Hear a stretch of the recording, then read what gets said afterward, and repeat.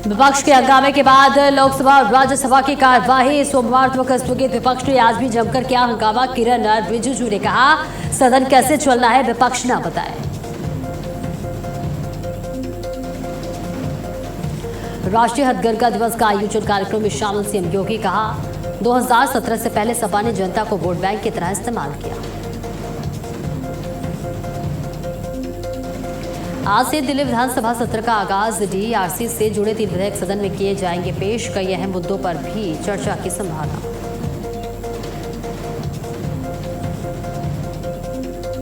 लगातार 14वें दिन परीक्षा में धांधली और पेपर लीक के खिलाफ छात्रों का आंदोलन जारी। बातचीत के लिए छात्र तैयार। झारखंड विधानसभा के बाहर बीजेपी ने किया प्रदर्शन।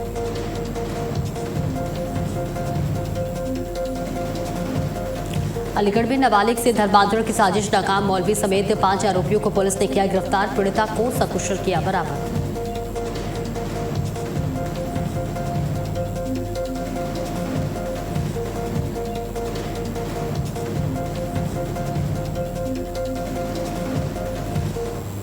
नमस्कार, भारत अपडेट देख रहे हैं आप। मैं हूं आपके साथ सपना दीपक मदेशिया। बुलेटिन का आगाज करेंगे बड़ी खबर के साथ और लखनऊ से बड़ी खबर, जहां राष्ट्रीय हथकरघा दिवस, ये बड़ी जानकारी आप तक सामने पहुंचा रहे हैं। जहां पर लखनऊ से ये बड़ी जानकारी, राष्ट्रीय हथकरघा दिवस समारोह का आयोजन हुआ, जहां मुख्यमंत्री योगी आदित्यनाथ इस समारोह में शामिल हुए। मुख्यमंत्री योगी आदित्यनाथ ने संबोधन किया। कुछ जीवन भर बच्चे ही बने रहते हैं। मुख्यमंत्री ने कहा, बबुआ भी यही करते थे, 12 बजे तक सोते थे और बबुआ 2 बजे तक तैयार होते थे और इसके साथ ही शाम 5 बजे जिम जाने का समय हो जाता था। वोट बैंक की राजनीति करना गलत है। मुख्यमंत्री योगी आदित्यनाथ ने तमाम बातों का जिक्र करते हुए विपक्ष पर जमकर निशाना साधा। उन्होंने कहा कि कुछ जीवन भर बच्चे ऐसे ही करते हैं, बबुआ भी यही करते थे, 12 बजे तक सोते थे और साथ ही साथ 2 बजे तक तैयार होते थे। ये बड़ी जानकारी आप तक साझा कर रहे हैं, जहां लखनऊ में राष्ट्रीय हथकरघा दिवस समारोह के कार्यक्रम का आयोजन किया गया था। मुख्यमंत्री योगी आदित्यनाथ इस कार्यक्रम में शामिल हुए और साथ ही साथ मुख्यमंत्री योगी आदित्यनाथ ने जनता को संबोधित किया। संबोधन के दौरान विपक्ष पर जमकर बरसते हुए मुख्यमंत्री योगी आदित्यनाथ नजर आए और साथ ही साथ उन्होंने कहा कि बबुआ 2 बजे तक तैयार होते थे, 12 बजे तक सोते थे और 5 बजे जिम जाने का समय हो जाता था। वोट बैंक की राजनीति करना गलत है। तो मुख्यमंत्री योगी आदित्यनाथ ने लखनऊ में आयोजित कार्यक्रम में शामिल हुए, जहां जनता को संबोधित करते वक्त तमाम बातों का जिक्र करते हुए मुख्यमंत्री योगी आदित्यनाथ नजर आए। और ये तस्वीर आप तक साझा कर रहे हैं लखनऊ से, जहां मुख्यमंत्री योगी आदित्यनाथ ने जनता को संबोधित किया और साथ ही साथ कई दिग्गजों की भी इस कार्यक्रम में मौजूदगी रही। विपक्ष पर जमकर बरसते हुए मुख्यमंत्री योगी आदित्यनाथ नजर आए। मुख्यमंत्री ने कहा कि वोट बैंक की राजनीति करना गलत है। समारोह में सीएम योगी आदित्यनाथ ने जनता को संबोधित किया और उन्होंने कहा कि कुछ जीवन भर बच्चे ऐसे ही होते हैं, बबुआ 12 बजे तक सोते थे, 2 बजे तक तैयार होते थे। क्या कुछ कहा, सुनिए। वे दिन रात कार्य करते हैं तो वह केवल दिया की लाइट में नहीं, चिमनी में नहीं, केरोसिन के धुएं में नहीं, बल्कि एक जलता हुआ एलईडी का बल्ब उसकी आंख की रोशनी को और गति दे सके, क्योंकि गति केवल उसकी रोशनी को नहीं बल्कि उसके हथकरघे के माध्यम से बनने वाले उत्पाद में अपनी विरासत को सम्मान देने का एक माध्यम बनता है। यह कार्य 17 के पहले भी हो सकता था, लेकिन भाई भतीजेवाद में पड़ी भी, डूबी भी उस समय की सरकारों के पास ये फुर्सत कहां थी। और फुर्सत के लिए समय चाहिए। कुछ लोग जीवन भर उनके साथ जो शब्द जुड़ जाता है उससे पीछा नहीं छोड़ा सकते।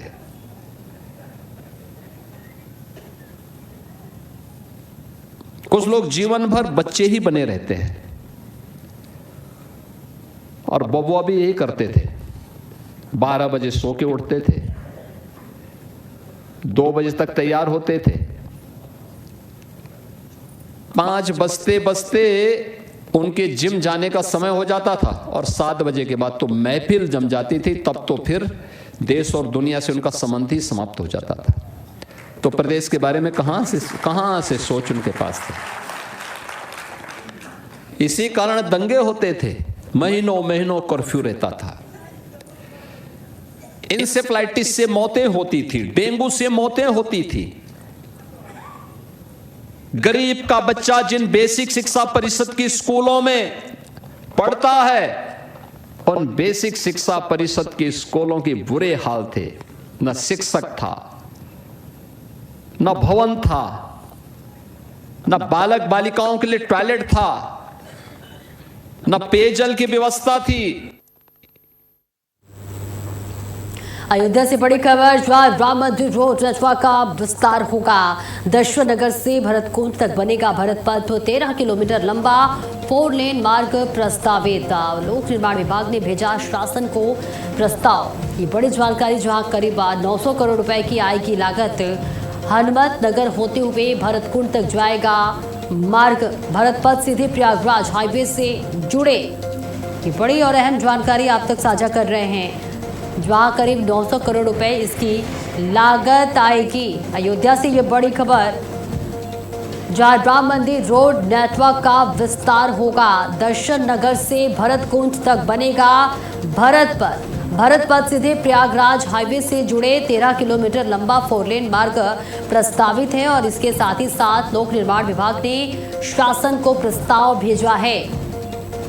ये बड़ी जानकारी, करीब 900 करोड़ रुपए इसकी लागत बताई जा रही है। दर्शन नगर से भरतकुंड तक लगभग 13 किलोमीटर लंबे 4 लेन मार्ग के निर्माण का प्रस्ताव निर्माण विभाग द्वारा शासन को भेज दिया गया है और ये मार्ग भरतपुर प्रयागराज हाईवे से जुड़ेगा, जिससे क्षेत्रीय यातायात और कनेक्टिविटी में बड़ा सुधार देखने को मिलेगा। ये बड़ी जानकारी आप तक साझा कर रहे हैं और इसकी जो लागत है वो 900 करोड़ रुपए है और भरतपुर सीधे प्रयागराज हाईवे से जुड़ेगा। राम मंदिर रोड नेटवर्क का विस्तार होगा। दर्शन नगर से भरतकुंड तक बनेगा भरत पथ। 13 किलोमीटर लंबा 4 लेन मार्ग प्रस्तावित है। करीब 900 करोड़ रुपए इसकी लागत बताई जा रही है। 900 करोड़ रुपए लागत आएगी, जहां राम मंदिर रोड नेटवर्क का विस्तार होगा। तो बड़ी जानकारी आप तक साझा कर रहे हैं, जहां 13 किलोमीटर लंबा 4 लेन मार्ग प्रस्तावित होगा। 900 करोड़ रुपए इसकी लागत बताई जा रही है।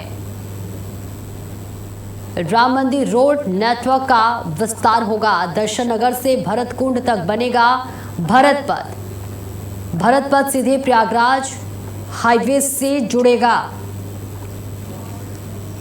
तो धार्मिक पर्यटन को इससे बढ़ावा मिलेगा। तस्वीर आप तक साझा कर रहे हैं, जहां राम मंदिर से जुड़े सड़क नेटवर्क के विस्तार की दिशा में लोक निर्माण विभाग ने एक और महत्वपूर्ण परियोजना का खाका तैयार किया है। विभाग ने दर्शन नगर से भरतकुंड तक करीब 13 किलोमीटर लंबे प्रस्तावित भरत पथ को 4 लेन के रूप में विकसित करने का प्रस्ताव शासन को भेजा है। परियोजना पर लगभग 900 करोड़ रुपए खर्च किए जाएंगे। तो तस्वीर भी आप तक लगातार साझा कर रहे हैं, जहां प्रस्ताव के अनुसार नया भरत पथ दर्शन नगर से शुरू होकर हनुमंत नगर होते हुए भरतकुंड तक जाएगा और आगे प्रयागराज हाईवे से जुड़ जाएगा। और इसके बनने के बाद प्रयागराज की ओर से आने वाले श्रद्धालुओं को रामनगरी पहुंचने के लिए एक वैकल्पिक और सुगम मार्ग उपलब्ध होगा। रमन मिश्रा हमारे सहयोगी ज्यादा जानकारी के लिए जुड़ रहे हैं। रमन, देखिए, एक तरह से कहें कि खाका तैयार किया जा रहा है, बहुत बड़ी सौगात के तौर पर भी देखा जा रहा है। भरतपुर सीधे प्रयागराज हाईवे से जुड़ेगा। श्रद्धालुओं की क्या कुछ प्रतिक्रिया सामने आ रही है? बिल्कुल सपना, आपको बता दें कि जिस तरीके से राम मंदिर निर्माण का फैसला आने के बाद से ही सरकार अयोध्या को एक ऐसा मॉडल बनाना चाहती थी, जिसके जो कि पूरे विश्व स्तर पर एक सबसे बड़ा आदर्श पर्यटक स्थल बने।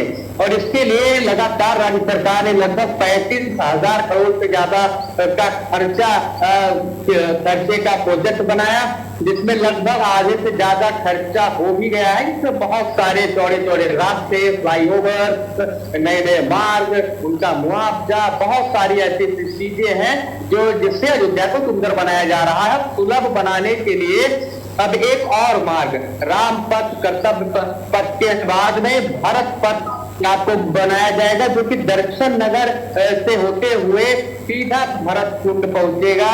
और ये 13 किलोमीटर का जो पथ होगा, ये जो जाम है, ट्रैफिक है वहां का, उसे काटते हुए एक चौड़ी सड़क बन जाएगी, जिससे कि सीधा जो प्रयागराज रूट के जो लोग आते हैं, प्रयागराज से आते हैं, वो आसानी से प्रयागराज पहुंच सकेंगे, तो प्रयागराज से अयोध्या पहुंच सकेंगे और अयोध्या वाले लोग प्रयागराज पहुंच सकेंगे। यानी कि एक हिसाब से सरयू से गंगा का रास्ता अगर आसान बनाने का भी ये 13 किलोमीटर का जो पथ है ये काम करेगा।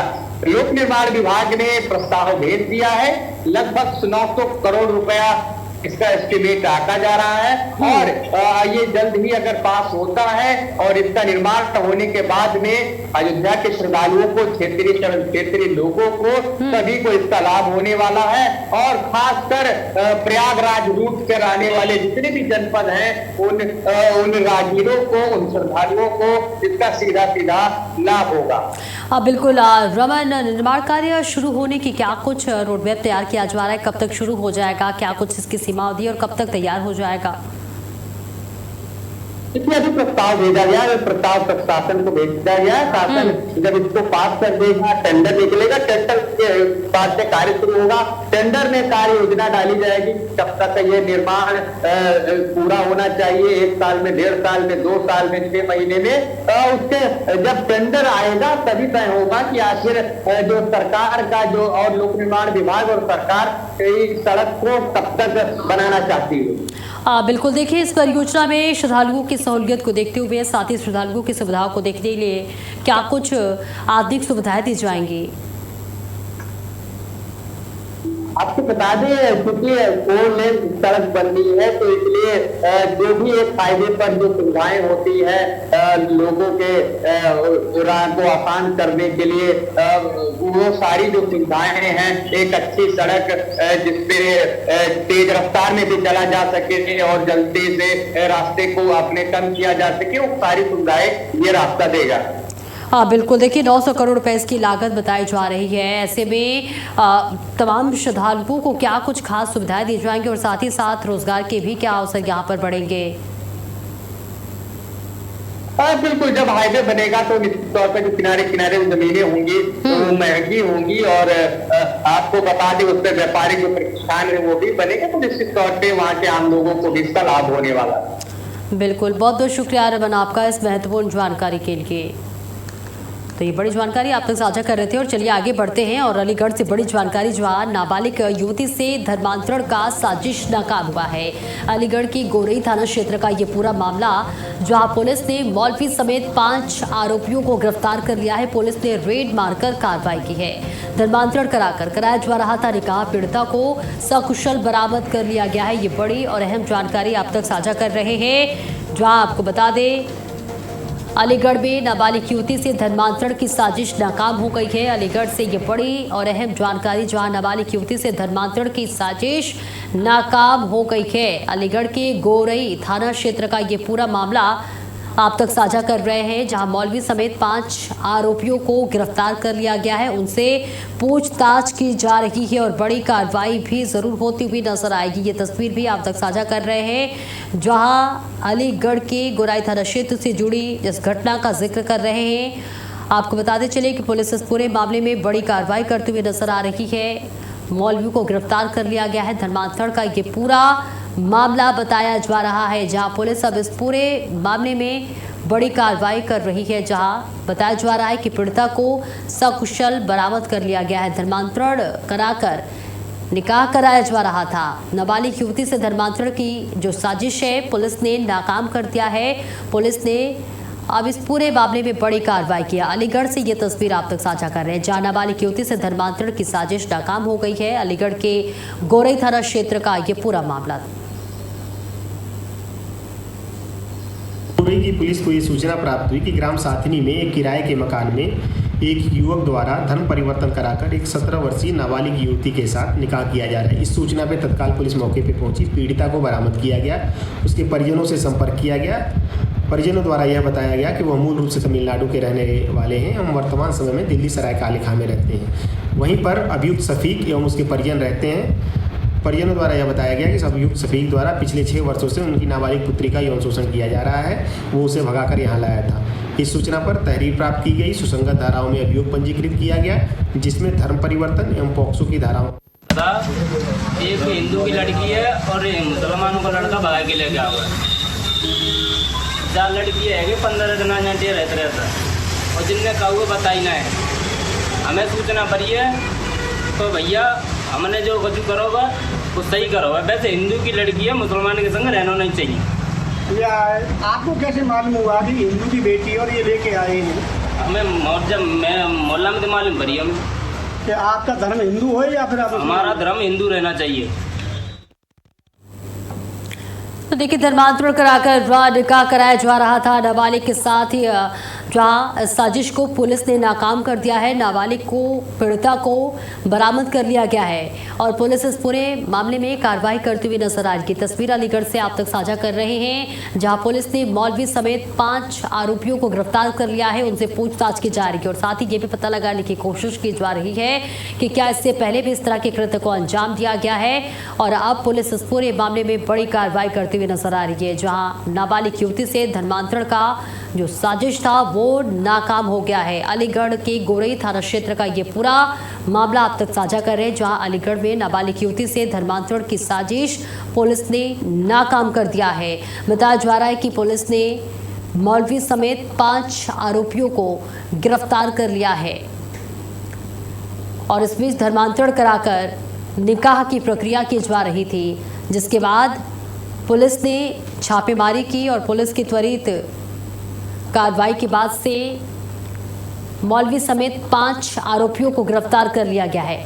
इस पूरे मामले में पुलिस आरोपी से पूछताछ कर रही है और साथ ही मौलवी से भी पूछताछ की जा रही है।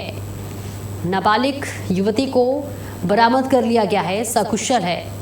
अलीगढ़ के गोरई थाना क्षेत्र का ये पूरा मामला आपको बता रहे हैं, जहां धर्मांतरण कराकर नाबालिग का निकाह कराया जा रहा था और उसके बाद अब पीड़िता को सकुशल बरामद कर लिया गया है और साथ ही पुलिस इस पूरे मामले में कार्रवाई करती हुई नजर आ रही है। मौलवी समेत 5 लोगों को गिरफ्तार किया गया है। ये बड़ी कामयाबी बताई जा रही है। आपको बताते चले, पुलिस इस पूरे मामले में इस गिरोह के साथ साथ कौन शामिल है सभी का पता लगाने की कोशिश कर रही है और ये बड़ी कामयाबी मानी जा रही है, जहां पुलिस ने नाबालिग युवती के धर्मांतरण से पहले ही उसे बरामद कर लिया है। एक तरह से कहें तो मौलवी समेत 5 आरोपियों का जो मंशा था उसे मंसूबे पर पानी फिर दिया गया है। आकाश हमारे साथ, हमारे सहयोगी ज़्यादा जानकारी के साथ जुड़ रहे हैं। आकाश, सबसे पहले तो इस पूरे मामले में अभी क्या कुछ कार्रवाई हो रही है, क्योंकि देखिए पुलिस के लिए ये बड़ी कामयाबी मानी जा रही है और साथ ही साथ उस पीड़ित परिवार के लिए भी जिनकी बच्ची को यहाँ पर धर्मांतरण कराया जा रहा था। ये जो पूरा मामला है थाना गोरई इलाके का बताया जा रहा है, जहां पर स्थानीय लोगों ने जो है पुलिस को सूचना दी थी कि एक नाबालिग युवती का जो है निकाह कराकर धर्मांतर करा जा रहा है। पुलिस को जैसे ही सूचना मिली तो अधिकारियों को सूचना मिलते ही थाना पुलिस मौके पर पहुंची। पहुंचने के साथ साथ ही जो मौलवी था, जो निकाह पढ़ाने वाला मौलवी था, उसके साथ साथ 5 लोगों को पुलिस ने गिरफ्तार किया है और जो नाबालिग युवती है उसको भी सकुशल बरामद किया है। हालांकि पुलिस ने इस पूरे मामले पर जानकारी देते हुए बताया कि जो युवक था वो जिस युवती को काफी लंबे समय से का यौन शोषण कर रहा था। दिल्ली की ये रहने वाली युवती बताई जा रही है, जहाँ से अभी कुछ 14 दिन पहले इसको जो है वहां से भगा कर ले आया था और 14 दिन से ये जो है कोच क्षेत्र में रह रही थी। लोगों को जब मामला संदिग्ध लगा तो तत्काल स्थानीय पुलिस को सूचना दी गई। सूचना मिलते ही पुलिस जो है दौड़ी मौके पर पहुंचती है। पहुंचने के साथ ही जो मौलवी निकाह पढ़ाने वाला था उस मौलवी को गिरफ्तार किया गया, आरोपी को गिरफ्तार किया गया। पूरे मामले में 5 लोगों को पुलिस ने गिरफ्तार किया है, मुकदमा दर्ज कर इनको जेल भेज दिया गया है। जी बिल्कुल, देखिए मौलवी समेत 5 लोगों को गिरफ्तार किया जा चुका है। उनसे पूछताछ में क्या कुछ जानकारी निकलकर सामने आई है, क्या इनके अलावा भी इनके साथ और लोग शामिल हैं, और इसके साथ ही साथ सबसे महत्वपूर्ण सवाल कि क्या इससे पहले भी इस तरह के कृत्य को अंजाम दे चुके हैं।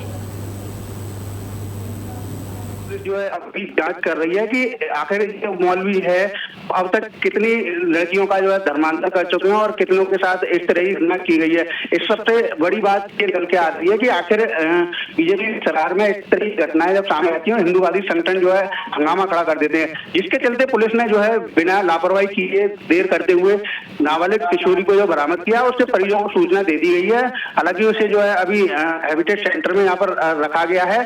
तो जैसे ही उसके परिजन आएंगे उसके परिजनों को सुपुर्द की जाएगी और जानकारी की जाएगी कि युवती को जो है जैसे ही कोई अपडेट सामने आती है हमसे साझा करें। बहुत बहुत शुक्रिया आकाश आपका इस महत्वपूर्ण जानकारी के लिए। और चलिए आगे बढ़ते हैं। सिद्धार्थनगर के त्रिलोकपुर थाने में पुलिस की कार्यशैली पर सवाल उठे हैं। जमीन विवाद के मामले में थाने पहुंचे एक युवक ने उप निरीक्षक विश्वेश्वर रामप्रसाद पर मारपीट का आरोप लगाया है। पीड़ित का दावा है कि दारोगा ने उसके साथ थाने के भीतर मारपीट की और जमीन पर पटक कर अभद्र व्यवहार किया। घटना की जानकारी मिलते ही इस पर पूर्व बेसिक शिक्षा मंत्री डॉक्टर सतीश द्विवेदी थाने पहुंचे और पुलिस अधीक्षक से दोषी पुलिसकर्मी पर कार्रवाई की मांग की। मामले का संज्ञान लेते हुए एसपी ने आरोपी उप निरीक्षक का तत्काल प्रभाव से निलंबित कर दिया और ऐसे में अब पूरे मामले में जांच पड़ताल की जा रही है। विभागीय जांच जारी और आगे की कार्रवाई का इंतजार किया जा रहा है। ये पूरा मामला जमीन विवाद का बताया जा रहा है, जिसमें दारोगा को निलंबित कर दिया गया है।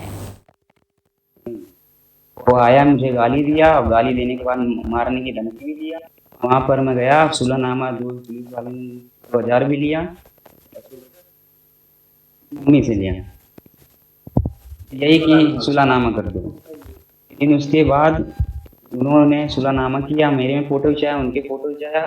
फ़ोटो खिंचाने के बाद में मुझे उन्होंने बोला, वो अंदर गए, घूसखोरी इनको किया, बेनामी ने दिया 5000 घूसखोरी करने के बाद में बाहर आए। वो बाहर आने के बाद नाम लेने लगे, मेरा नाम नहीं था। वो लड़का मोबाइल लगाने आता था, 2-3 दिन आया और मेरे बच्चे नहा रहे थे तो दीदी ने कहने लगे तो उसने डांटा, हम भी उसको अपने लड़कों को डांटा। उसके बाद में इन्होंने थाने पे FIR कर दिया। थाने पे बुलावा आया, वहाँ गए तो सुलहनामा हुआ, हम लोग का सुलहनामा हुआ। उसके बाद में जो है निश्चिंत हो गए। निश्चिंत होने के बाद दरोगा जी गए अंदर से आए, बस हमारे बच्चे को पटक के मारने लगे, बाल पकड़ के उठाई दी न सीनप चढ़ के मारने। हमारी कोई सुनवाई नहीं हुई। वहाँ पे पूछा जाचा दोनों पार्टियों से कि कैसे हुआ झगड़ा, लड़ाई किया, कुछ नहीं पूछा गया, कहीं सुलह हो रहा है।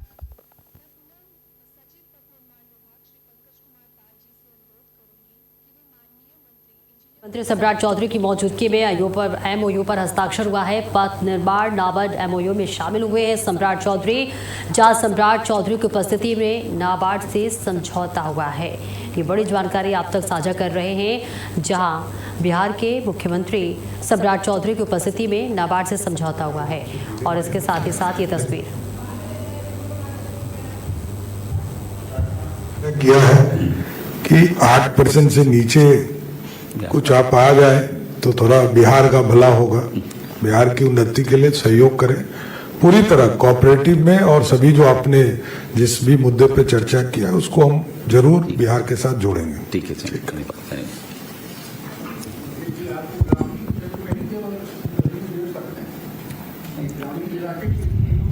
ग्रामीण या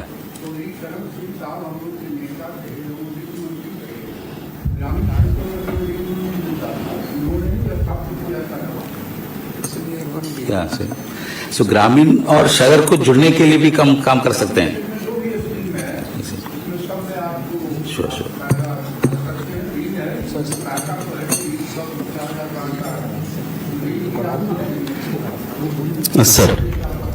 सर आज के इस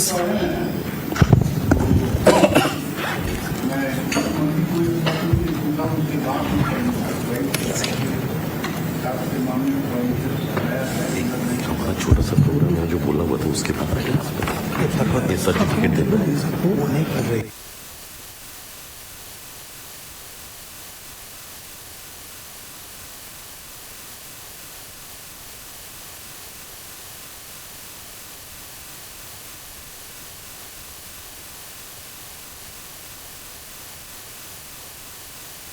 की तस्वीर आप तक साझा कर रहे हैं जहां बिहार के मुख्यमंत्री सम्राट चौधरी की मौजूदगी में एमओयू पर हस्ताक्षर हुआ है। पथ निर्माण नाबार्ड एमओयू में शामिल। मैं माननीय मुख्यमंत्री महोदय का हृदय से आभार व्यक्त करता हूं। साथ ही यहां उपस्थित माननीय उप मुख्यमंत्री महोदय, माननीय मंत्री आरसीडी, मुख्य सचिव महोदय, अध्यक्ष नाबार्ड एवं यहां उपस्थित सभी सम्मानित अतिथियों को हार्दिक धन्यवाद ज्ञापित करता हूं। धन्यवाद सर।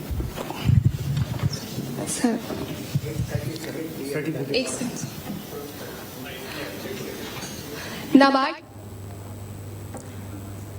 तो सीधी तस्वीरें आप तक साझा कर रहे हैं जहां पर सम्राट चौधरी की मौजूदगी में यहां पर एमओयू पर हस्ताक्षर हुआ है। तमाम दिग्गजों की भी मौजूदगी है। एमओयू में शामिल हुए हैं मुख्यमंत्री सम्राट चौधरी और सम्राट चौधरी की उपस्थिति में नाबार्ड से समझौता हुआ है। सम्राट चौधरी की उपस्थिति में नाबार्ड से समझौता हुआ है। ये तस्वीर सीधी आपकी टीवी स्क्रीन पर जहां बिहार में सम्राट चौधरी की मौजूदगी में यहाँ पर नाबार्ड से समझौता हुआ है। पथ निर्माण नाबार्ड एमओयू पर जहाँ मुख्यमंत्री सम्राट चौधरी की मौजूदगी रही और मुख्यमंत्री की मौजूदगी में नाबार्ड से समझौता हुआ है। और ये सीधी तस्वीर आप तक साझा कर रहे हैं जहां पथ निर्माण नाबार्ड एमओयू में शामिल हुए हैं बिहार के मुख्यमंत्री सम्राट चौधरी और सम्राट चौधरी की उपस्थिति में नाबार्ड से समझौता हुआ है। सम्राट चौधरी की मौजूदगी में एमओयू पर हस्ताक्षर हुए हैं। पथ निर्माण नाबार्ड एमओयू पर शामिल हुए हैं मुख्यमंत्री सम्राट चौधरी और मुख्यमंत्री की मौजूदगी में एमओयू पर हस्ताक्षर किए गए हैं। तो तस्वीर आप तक साझा कर रहे हैं जहां एमओयू पर साइन हुआ है, हस्ताक्षर हुआ है। बिहार के मुख्यमंत्री सम्राट चौधरी की मौजूदगी और साथ ही कई दिग्गजों की यहां पर मौजूदगी है। तो सम्राट चौधरी की मौजूदगी में एमओयू पर हस्ताक्षर हुआ है।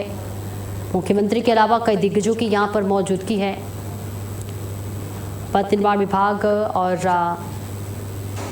नाबार्ड के मध्य समझौता ज्ञापन पर हस्ताक्षर हुआ है। और ये तस्वीर आप तक साझा कर रहे थे जहां मुख्यमंत्री सम्राट चौधरी की मौजूदगी रही। और इसी के साथ इस बुलेटिन में इतना ही। खबरों का सिलसिला लगातार जारी है।